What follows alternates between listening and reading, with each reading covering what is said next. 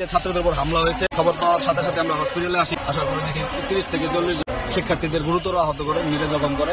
তারপর আমরা তাদের চিকিৎসার ব্যবস্থা করি এবং আমি ঘটনাস্থলে ছিল কোন কয়েকজনের সাথে কথা বলি। ঘটনাটা এরকম যে ছাত্রদেরকে ইনফর্ম করা হয় সাবেক মন্ত্রী মোজাম্মেল সাহেবের বাসায় লুটপাট হচ্ছে। এখানে শিক্ষার্থীদের আহ্বান করা হয়। 30-40 জন শিক্ষার্থী সেখানে যায়। যাওয়ার পরে তাদেরকে সেখানে পরিকল্পিতভাবে চতুর্দিক থেকে ঘিরে ফেলে দেশীয় অস্ত্রশস্ত্র সহ এবং তাদের উপরে অ্যাটাক।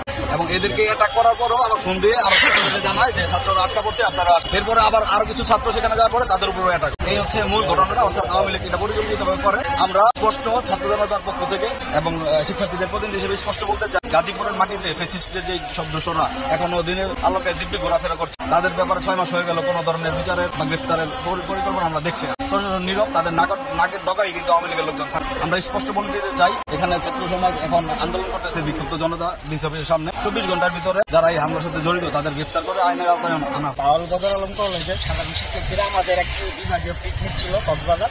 শিক্ষার্থীরা কক্সবাজারের উদ্দেশ্যে রওনা দিলে আমরা ওইখানে ছিলাম, শিক্ষার্থীদেরকে বাসে উঠিয়ে দিচ্ছিলাম। পরবর্তীতে আমরা একটি সংবাদ পাই যে দিরাজসম এলাকায় জাহাঙ্গীর আলমের যে নির্বাচনী ওয়ার্ড, সেই ওয়ার্ডের বাসিন্দা এবং আতঙ্ক মোসামের যিনি ওই ওয়ার্ডের বাসিন্দা, তারা বিগত পরশুদিন অনলাইনে একটি পরিকল্পনা করে গাজীপুর সহ বাংলাদেশকে অস্থিতিশীল করার।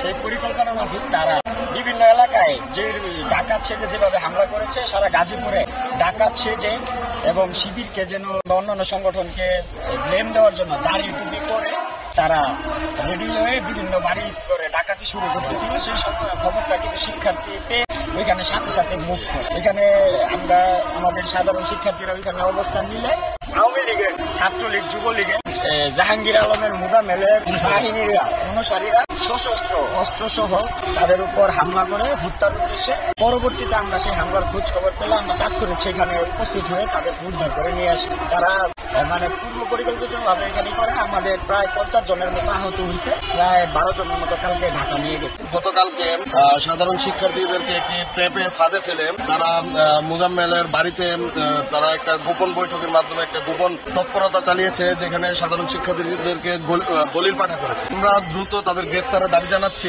আমরা শুনতে পেরেছি এখানে যৌথ বাহিনী বলেছে তারা অপারেশন ডেভিড হান্টার পরিচালনা করবে। আমরা চাই প্রশাসন যেন দ্রুত সময়ের মধ্যে এই সমস্ত আসামিদেরকে দ্রুত গ্রেফতার করে আইনের আওতায় আনে।